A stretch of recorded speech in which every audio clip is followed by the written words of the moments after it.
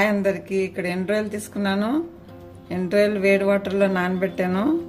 ఇలా కొంచెం సేపు నానబెట్టుకోవాలండి.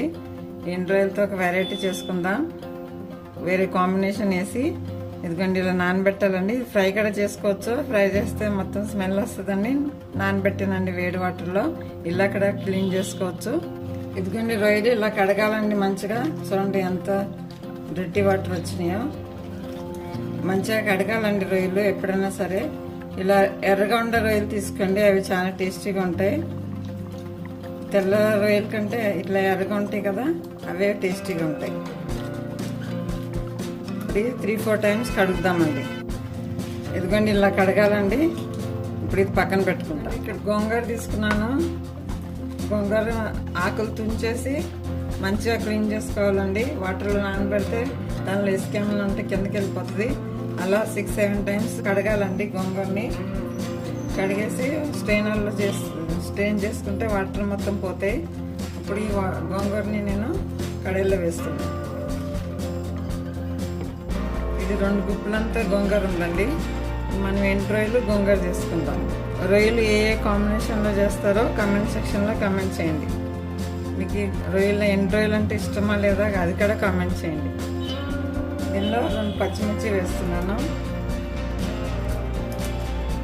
అలాగే కొంచెం ఆయిల్ వేస్తున్నాను. 1 టేబుల్ స్పూన్ ఆయిల్ వేస్తున్నాను. దీనిలో వాటర్ ఏమి వేయకుండా బాయిల్ చేసుకోవాలి. ఇదిగోండి గోంగూర మగ్గుతుందండి. ఇలా మగ్గించుకోవాలి, వాటర్ వేయకుండా. ఊరికే మగ్గిపోతుందండి. మూత పెట్టి మగ్గించుకుందాం. ఇదిగోండి మగ్గిపోయిందండి. ఇలా మగ్గిపోతుందండి. చాలా కొంచెం అయిపోతుంది. మనం ఎక్కువ తీసుకున్నా కూడా తక్కువ అవుతుంది గోంగూర. ఇలా మొత్తం మగ్గాలి. వాటర్ మొత్తం ఎవాపరేట్ అయ్యే వరకు ఫ్రై చేసుకోవాలి.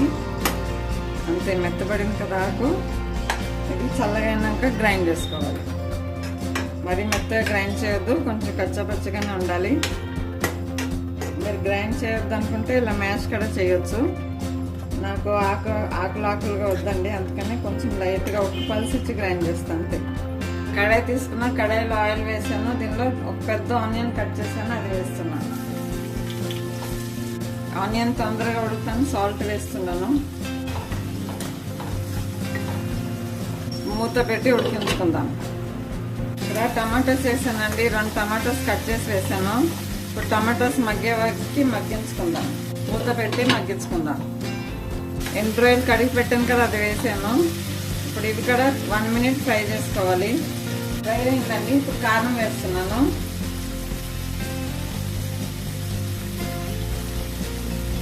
ఒక స్పూన్ ఫుల్ కారం వేసాను.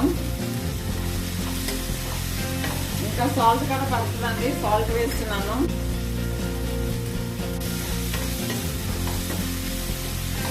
కొంచెం వాటర్ వేసి ప్రాన్స్ ఉడికించుకోవాలి.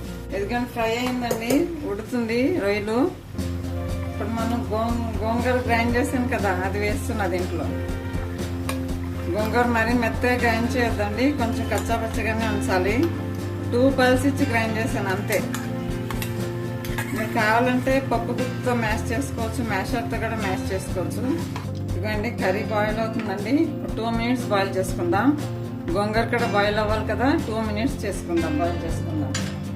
ఇక్కడ మీరు కారం సాల్ట్ చూసుకోండి, సరిపోకపోతే వేసుకోవచ్చు. సాల్ట్ ఎక్కువే పడుతుందండి గోంగూరలో. సాల్ట్ ఉన్న కారం కూడా ఎక్కువే పడుతుంది. మీరు దాన్ని బట్టి చూసి వేసుకోండి. 2 మినిట్స్ బాయిల్ అవ్వాలి. ఇదిగోండి కర్రీ రెడీ అయిపోయిందండి.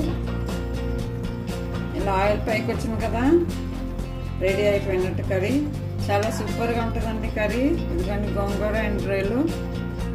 ఇలా ఆఫ్ చేసుకోవాలండి. మీకు ఎంత చిక్కగా కావాలో దాన్ని బట్టి చూసుకొని ఆఫ్ చేసుకోండి. చాలా టేస్టీగా ఉంటుంది, సూపర్గా ఉంటుంది. Thank you for watching.